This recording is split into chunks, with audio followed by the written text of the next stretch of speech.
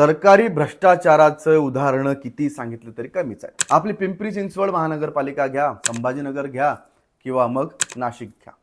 सरकारी खर्च आणि त्यात गाड्यांवर होणारा खर्च, त्याचे दर कागदावर सगळं नियमात चाललंय बरं का, पण आता आत काय चाललंय, काय शिस्त आहे हे तुम्हाला माहिती आहे.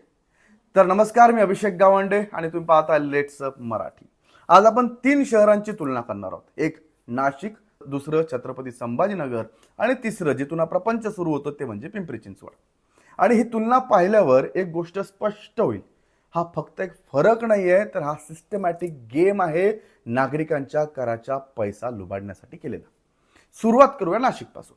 नाशिक जिल्हाधिकार्यालय इथं 8 तासांसाठी गाडीचं भाडं जे आहे, गाडी 1620 रुपये या भाड्याने घेतली जाते आणि ते जर 12 तासांसाठी घ्यायची असेल तर 2520 रुपये त्याचा त्या कंत्राटदाराला तेवढे पैसे दिले जातात एका दिवसाचे.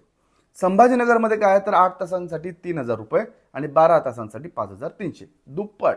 आता म्हणजेच काय तर एकच गाडी एकच काम आणि दर मात्र जवळपास दुप्पट. आता इथेच गोष्ट थांबत नाही. फॉर्च्युनर सारख्या गाड्यांमध्ये तर फरक अजून मोठा आहे.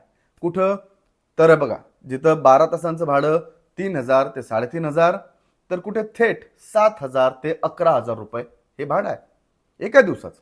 म्हणजेच सरकारी दर ठरवताना कोणतंही लॉजिक यात लावलेलं दिसत नाही. फक्त फायदा आपला स्वतःचा झाला पाहिजे आणि जनतेच्या कराचा पैसा कुठं चालला, आपल्या खिशात आला, बस झालं. आता येतो सगळ्यात महत्वाचा भाग, तो म्हणजे पिंपरी चिंचवड. आरटीआय कार्यकर्ते विजय कुंभार यांनी हे उघड केलंय, ते आणखी धक्कादायक आहे. काही अधिकारी दरमहा 50,000 रुपये इंधन भत्ता घेतात, तरीही ते त्या कार्यालयाकडून, संबंधित कार्यालयाकडून ज्या भाडेतत्वावर घेतल्या जातात त्या गाड्यांचा वापर करतात. मग आतापर्यंत 5 वर्षात 1.5 कोटींवरून हा खर्च जो आहे गाड्यांवरचा तो थेट 30 कोटींवर गेला. तर तुम्ही पाहिलं की आता या गाड्यांवरचा खर्च हा फक्त 5 वर्षांमध्ये 1.5 कोटींवरून थेट 30 कोटी रुपयांवर पोहोचला. आता स्वतः विचार करा, एवढा खर्च अचानक कसा वाढतो आणि काम वाढलंय का नुसतं बिलं वाढवली आहेत, हे महत्वाचं आहे. आरटीआय कार्यकर्ते विजय कुंभार यांनी यावर एक थेट आणि स्पष्ट विधान केलंय.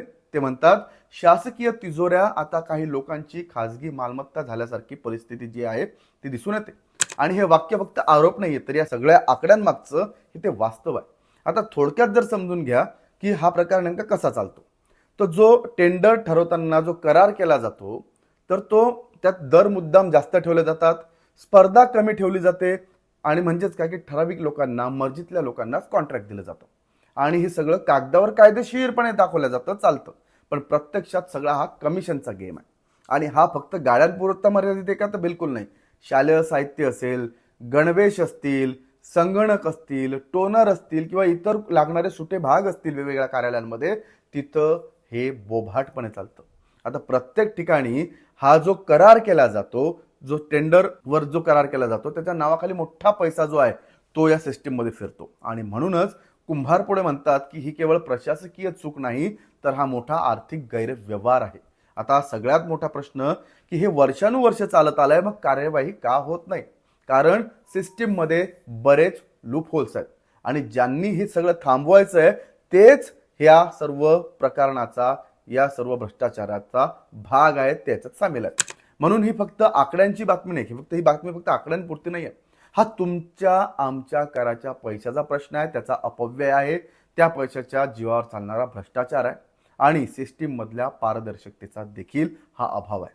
शेवटी एकच, सरकारी खर्च दिसतो तेवढा तो साधा किंवा सरळ होत नसतो.